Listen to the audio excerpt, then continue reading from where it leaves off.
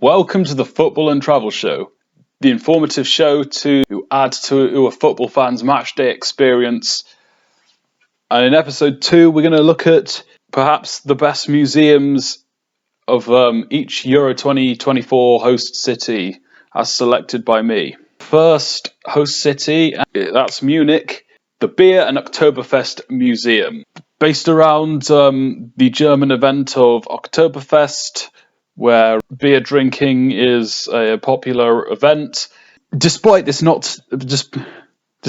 taking place in the summer, I think this would be a great experience for football fans to go experience, have some drinks while still learning about the place. And I think it's a great way to build up the match day experience before watching the game. Stuttgart, the Mercedes-Benz Museum. The famous German car brand, this is where the magic of Mercedes-Benz Museum is set, going through the timeline and all the different models of car that Mercedes has produced.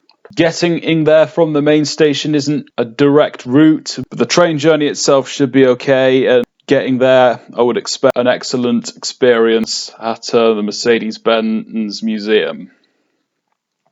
Frankfurt, the German Film Museum. One of 7, but for Frankfurt, their film museum stands out. In particular, the Deutsche Film Institute and Film Museum, as it's known in German. It's a leading film heritage organisation that has film culture combining museums, cinema, archives, collections, festivals, digital platforms, research and digitalization projects, as well as numerous educational programs that you can find. A variety of expeditions can be found on there, and would certainly recommend it, even though I've not been there myself, but it has a lot of promise to it. On to Cologne, the museum I've picked out is the German Sports and Olympic Museum. This is a great place to go for football fans. Has the history of sport in Germany. This was a place I went to myself in the last decade. It was excellent.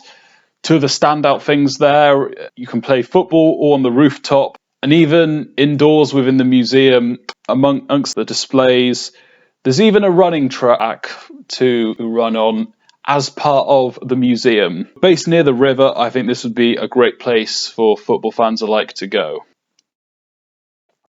Dusseldorf, the Theatre Museum. Dusseldorf, not a great selection of museums out there, but I think the Theatre Museum is the standout thing for Dusseldorf. It's a regional museum that contains the history of Theatre Dusseldorf within that northwestern area. It even has annual special expeditions and permanent expedition, referred to as Museum for Audience. Along with the information of historical development, visitors are given insight into the multifaceted theatre of art. Gelsenkirchen, again, there's not a great selection of museums to choose from. Pretty much all German cities have art museums. I've not really been focusing so much on art museums, but I think in the case of Gelsenkirchen, the Kunstmuseum is the one. Of course, it shows many local arts, and entry is free. Not something to worry cost-wise. On to Dortmund, where it has the German National Football Museum.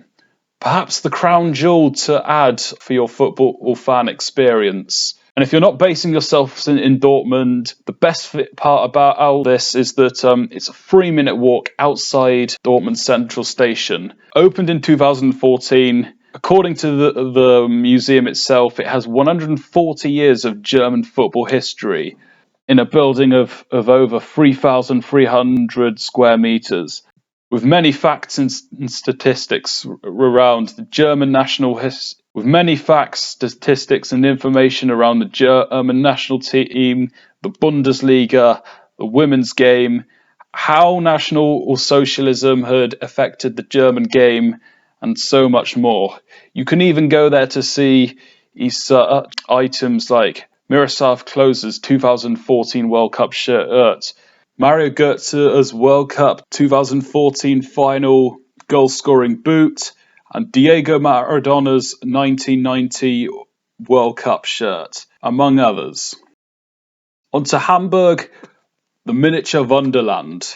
This museum has the largest model railway set in the world, with a layout size of 1,490 square meters, 260,000 figures, 9,250 model road vehicles, 1,040 model trains, 130,000 model trees, and a track length of 15,400 meters.